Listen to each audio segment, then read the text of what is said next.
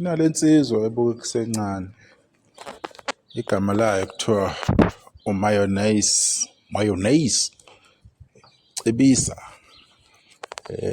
ukhipha amacwecwe amabili abe mnandi kakhulu kulo nyaka.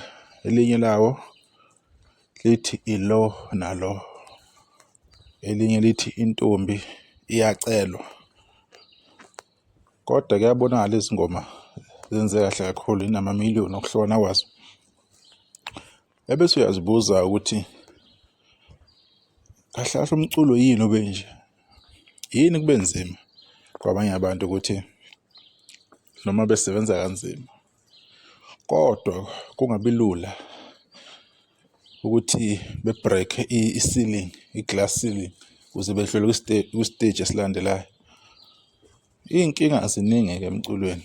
Ezinye amakhampani osuke usebenza ngaphansi kwawo asuke anganabo abantu abakahle, abantu abanjenge-management abazokubheka umsebenzi wakho, abazokumaketha, behambise umsebenzi wakho ey'ndaweni ey'ningi njengako-Ukhozi FM nasey'teshini ey'ncane, cause konke lokho kudinga imali, kudinga i-investment. Umuntu abazomkhokhela enze yonke loo nto leyo, umuntu ozophatha ipheji lakho, izinto oy'phostayo, yonke into, ama-image wakho kuhamba kanjani, nengoma yakho ibe on high rotation kuma-radio stations, especially njengokhozi, maybe Umhlobo Wenene nakwezinye iy'teshi-ke ezi-related. So investment uthola amakhampani amaningi iyawashaya ngaleso sikhathi wena ithalente unalo, noma le khampani ekunike i-opportunity ayinayo imali eyanele ukuthi ingakuphusha ngale ndlela ofisa ngayo.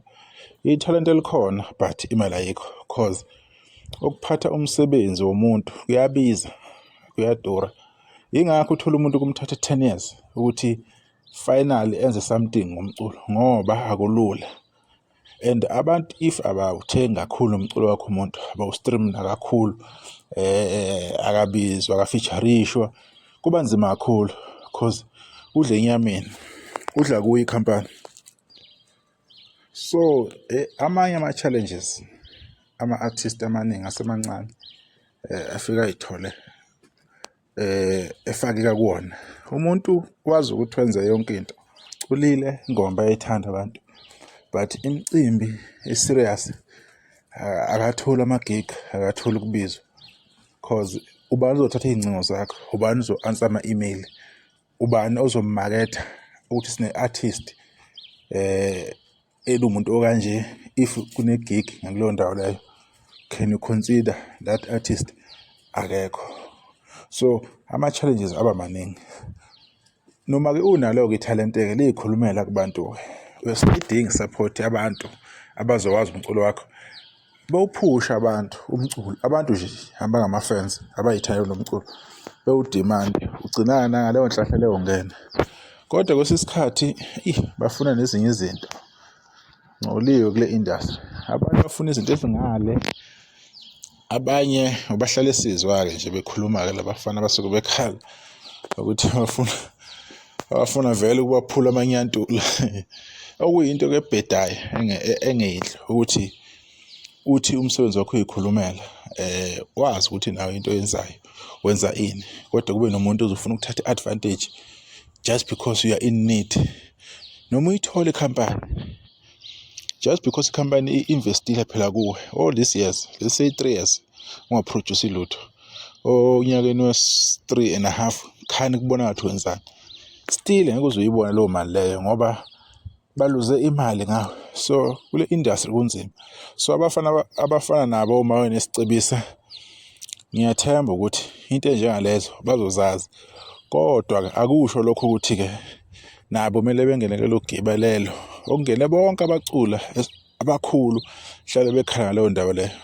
Into okuzomela ishintshe, kodwa izoshintsha kanjani ngoba i-system isaphethe abantu ababodwa, noma bengashintsha abantu but i-system eyafawayo still izokukhipha out.